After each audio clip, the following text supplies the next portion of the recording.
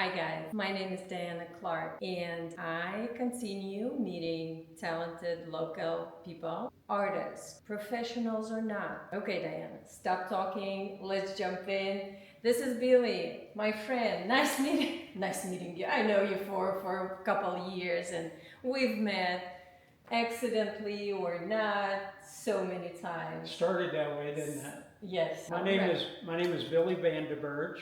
I'm originally from Kansas City, and Vicki and I moved to Mont Belvieu, Texas about 5 years ago. And I had a small construction company in Kansas City and worked about 40 or 50 hours a week like most people do. And I sold that business in order for us to move here. And when I did that and we got down here, I literally had nothing to do. And Vicki, who's an extremely talented oil painter, she already was, right back to work painting when we got down here. And she said, you need to find something to do. And so what I always tell people is I went out into the garage and this is what happened. That's crazy. It is. What do you use? Tell me everything. I build transportation-themed sculptures that begin with 100-year-old cast iron sewing machines. Wow. And I build everything from trains to trucks to, we'll go into the gallery here in a little bit that we have in our home. And I have airplanes, motorcycles, you name it. And so it's kind of funny because I had no interest in art prior to that. Didn't believe that I really had any art talent. And if there's a way to spin around and see this painting over here. I did this in the 8th grade.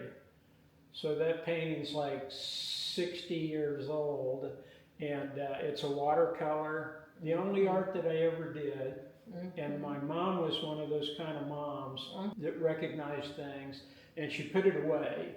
And then I didn't see it for about 30 or 40 years, and then she brought it out. And I framed it, and it hangs in my office. And so that literally is the only art that I ever did prior to doing this. And so I made a friend down in Baytown, Texas, who owns an antique store. His name is Randy Briggs, and he owns Jack's Antiques. And I would stop in there and see him, and he had an old sewing machine sitting on the floor, and he gave that to me, and he said, see what you can make out of that. And so I turned it into a tractor, and it immediately sold. And it was like, okay, this is, I think, what I'm gonna do. I had been making smaller sculptures out of copper. They weren't really catching on, and I don't think the quality of it was all that good. And so I started doing this, and I've now done probably 50 sculptures. And so 2 years ago, the Baytown Art League had a sponsored a juried event, and the sponsor was Chevron.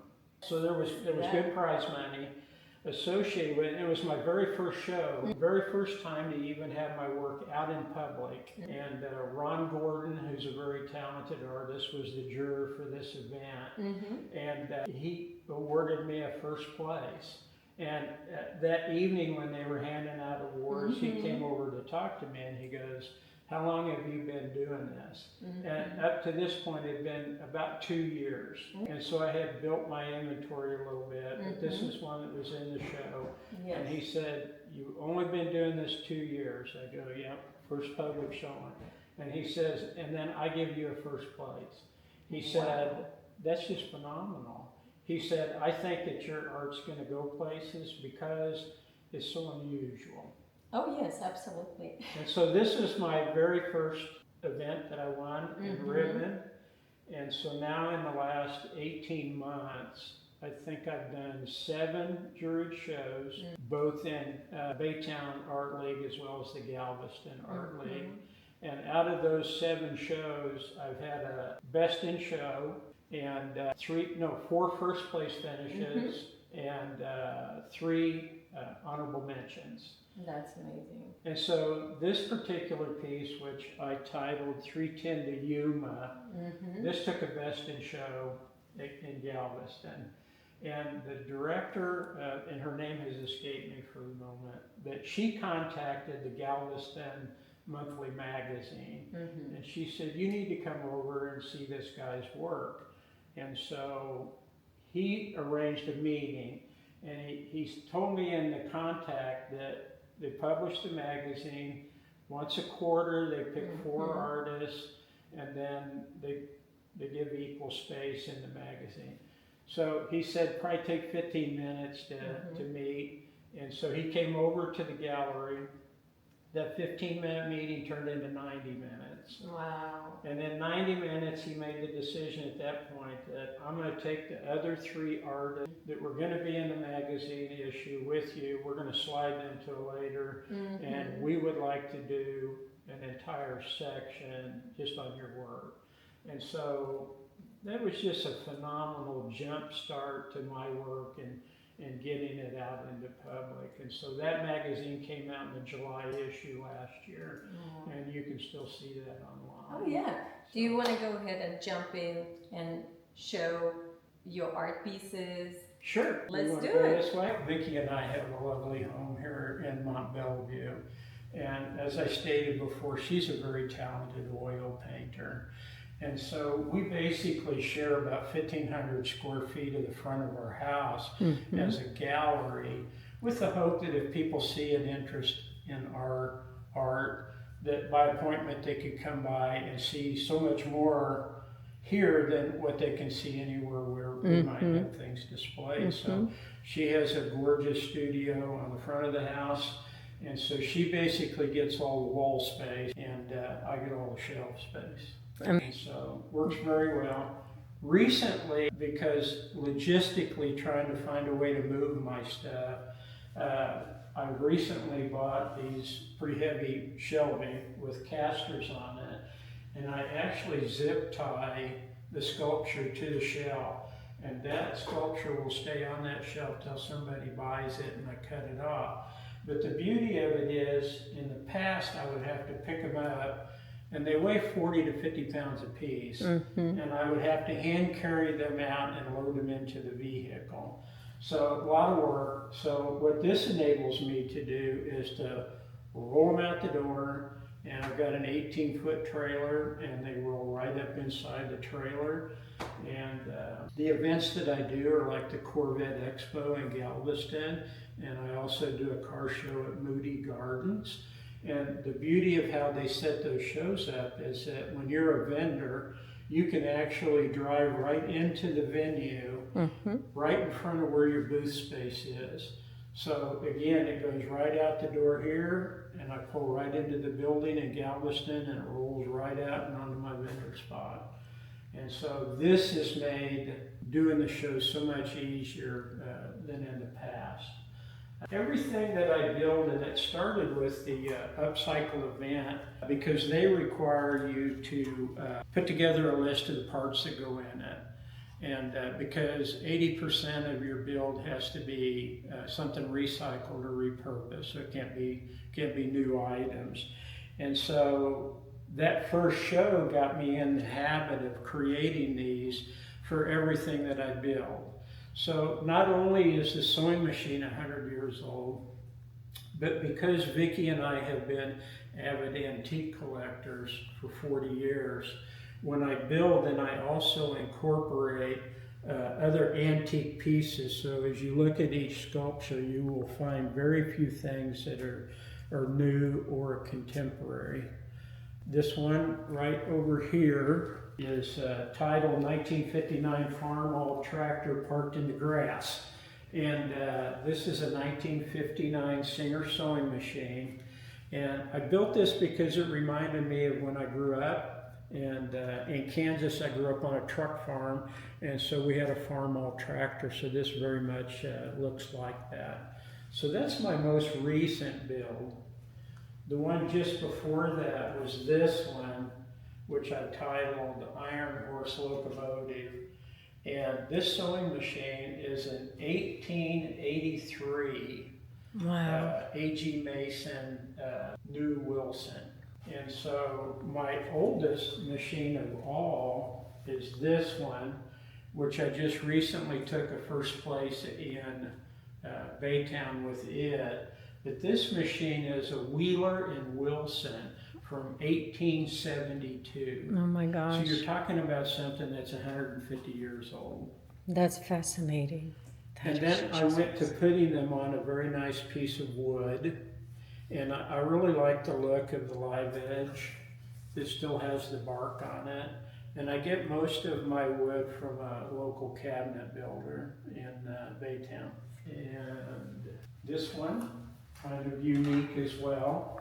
This is my 1927 Woody. And this body is all hand built.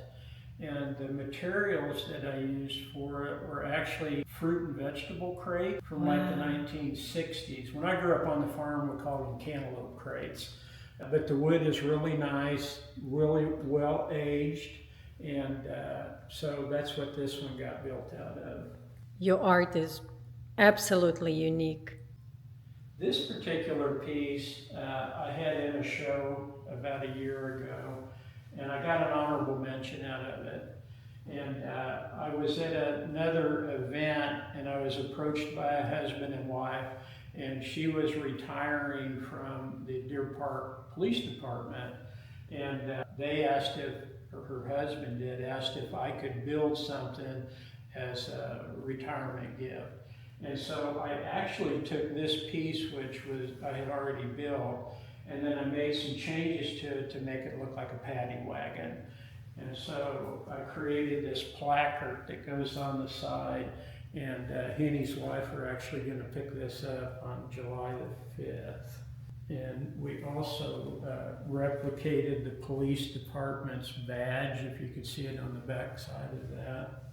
And around this side, it has a placard that's actually the Texas flag.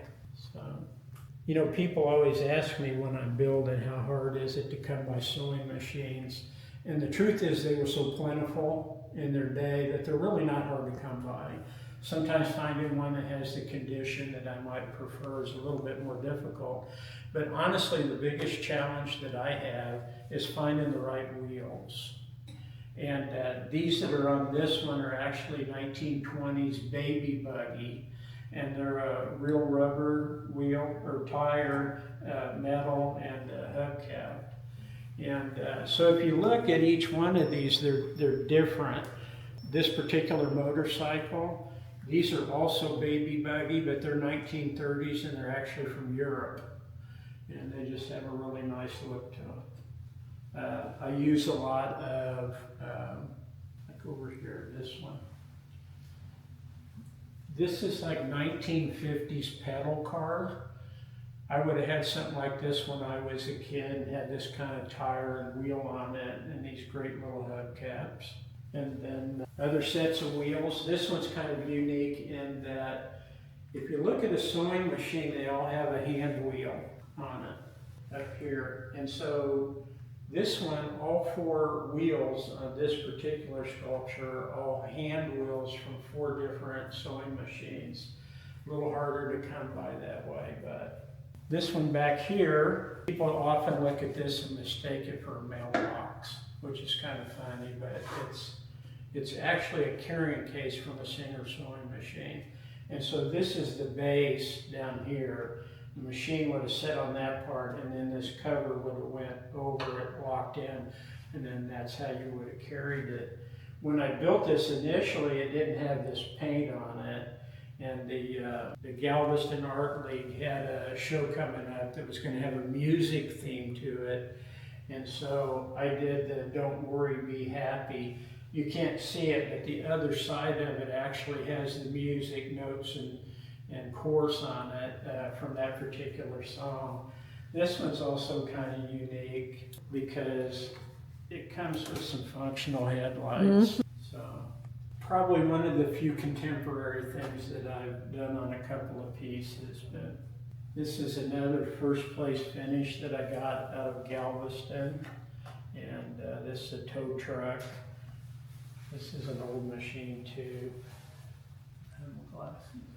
1879. So I really have a fondness for the machines that are more than 100 years old.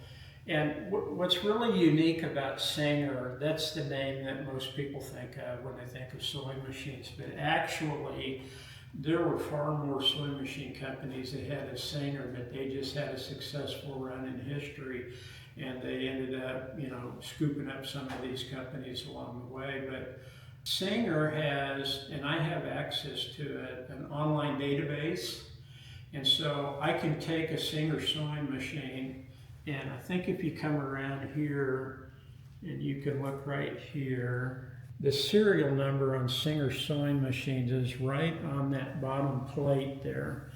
And I can take that number and I can go online and I can look up and I can tell you the month, the date, the month, and the quantity and the model number of that particular machine. And that gives me information to be able to know the rarity of the machine I have, because I want to make sure that if I end up with something that's really unusual or rare, I want to think real hard about what I'm going to do with it. And probably in the last year, I have not made modifications to the machine so much itself. You can see here that this thing is pretty much still all intact. And so I pretty much try to leave them that way. So. Thank you. That's amazing. I can tell that it does not matter where you showcase your art. I will always recognize it. And I think that's what most people, and even Ron Gordon said when he was judging my stuff, is that your stuff's going to be very recognizable. Yes. Because there's just not a lot of people out there that create these kind of things. Wow. And I kind of wondered about the Galveston show, which just ended, and he judged that. And when you go in to do the show, you can't have your name anywhere. So the judge can't know that this piece was built by Billy. It's attached to the bottom. But I'm pretty sure that when Ron walked into the gallery, that he probably recognized that this was one of my pieces. So. And I do have this one. You remember you gave me that? Yeah, did I give you one of those? Yes, on one of those shows. I still have it. That's my signature Yes. coin, and that goes on every one that I build. And this was my first attempt at doing something non-vehicular. This is a bull, if you can kind of tell. Yes. This kind of has a funny story because his name is Uncle Buell, and I was building it when the hurricane was coming in, and I told Vicki, I said, you know what, I'm going to name this sculpture after that hurricane, because it's that kind of relative that comes to town unannounced, makes a big mess, and then leaves. So I dedicated this one to that hurricane. This one is kind of a commemorative piece dedicated to my Uncle Keith. And he passed away a couple of years ago from prostate cancer.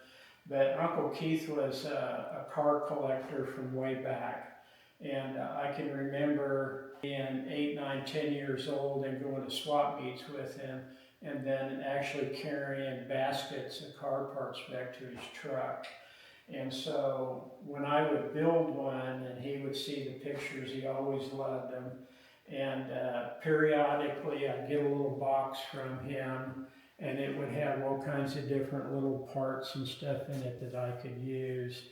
But this one's titled Nelson's Garage.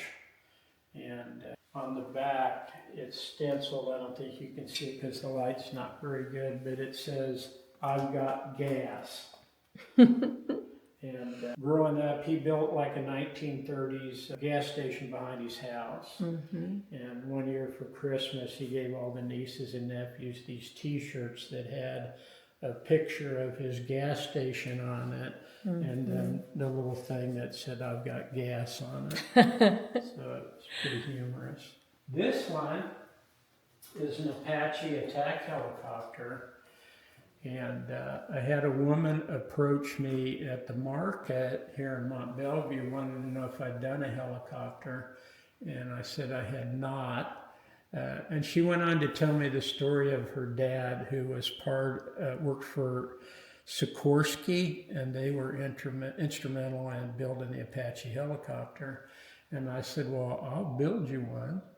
I said, do you want to commission me to do that? And she kind of hedged on it and said no. And so I went ahead and built it anyway, and she never came back.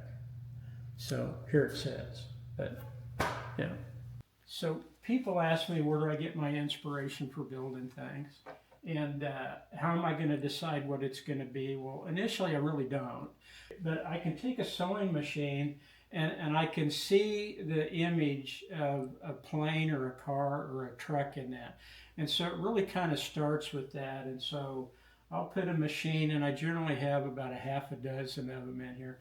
People want to see my studio. Well, my studio is nothing more than the corner of my garage, and I just have parts and stuff hanging on the wall. And so I'll start by putting a piece on the bench, and then I just kind of start throwing parts up there until things start taking shape. And so this didn't start until 4:30 this morning. I got up early, couldn't go back to sleep, came out here, and I thought, okay, I'm just going to piddle. And so I just started throwing this up there. I had a piece of base that was going to be the right size. This little piece right here is actually a cast iron pedestal for an oscillating fan from the 1940s. And then that's the top of a fence cap, and here's an electric sewing machine motor. And so that's kind of how it goes. And then what I do with the people that follow me is I do progressive pictures and reports.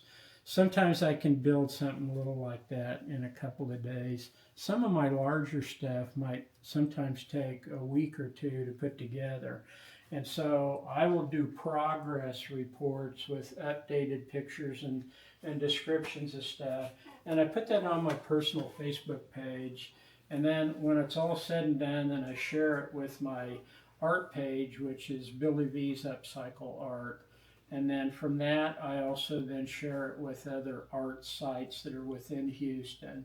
And that's how it progresses. I'm about shapes and dimensions. And because, you know, maybe that's not the wheel I want to use, you know, maybe I'll use that wheel. And then I look at it and it's like, well, that's not going to work because it's not really big enough. So then I'll pull something else that might be a little bit more suitable, you know, for what I'm building. But I just see shapes and balance, symmetry to it. And I think that's how things come together for me. And a lot of times I'll get started with something and it'll just be an absolute total disaster. And as you can see, my bench is just covered with crap. And, you know, I don't get anywhere and then I got to start over. Clean it up, put it all away. Because that's how, I'm not a clean builder. I don't take this off my shelf and it doesn't fit and put it back over here. It piles up on the bench. And just goes that way until I finally get finished. And then when it's all done, it goes into the gallery, and then this all gets cleaned up until I start the next one. Perfect. But I almost always have one project ongoing at a time. Sometimes, as I told you earlier, I have a hard time finding wheels. That'll bring a little project to a halt. So a lot of times that one will have to go to the wayside until I can locate those wheels that I want. And so rather than not do anything, then I'm off starting another one, and it may get finished before I find the wheels I'm looking for. You just never know. Perfect. So, Thanks for sharing. yeah. So when I first got started building sculptures, I wasn't really sure where to turn to as far as a venue to show your work. Not familiar with local galleries or anything like that. But Mont Bellevue has a farmer's market that's every Saturday. And so to start off with, at least for a few months, I'd get a booth and I'd put some of my work out there. Well, one day this woman walks through my booth and she's looking at my stuff and she says, man, your stuff is really unusual. You need to be in a gallery. And this woman's name is Vicki Sims, and Vicki's a very talented artist as well. And she was also, I think at the time, on the board of both the Baytown Art League as well as the Galveston Art League. And so I always give Vicki credit for finding me. She's amazing. And, she's an amazing woman. And she supported me when I was in Baytown. She told me, hey, you have a unique one and you need to be in Galveston and show your art. And she supported me. She gave me this vibes, and she was the one of artists that helped me to build my confidence. I have that same experience with her, and I think that's what she's really good at. She teaches some art classes, and a lot of times those classes are for people who are somewhat beginners. So Vicki's really good at, you know, putting on a class and really good at encouraging you, you know, with your work and stuff. Yes. And so, you know, not only is she my mentor, but we're also good friends. Great. Yep. She's great. Thank you so much. Thank you. It's such an honor to finally meet you. We've been talking about We've this been talking about this for about a year. for about a year, maybe a year and a half. Yeah. And finally, we did it. Yep. Thanks so much. Thank you.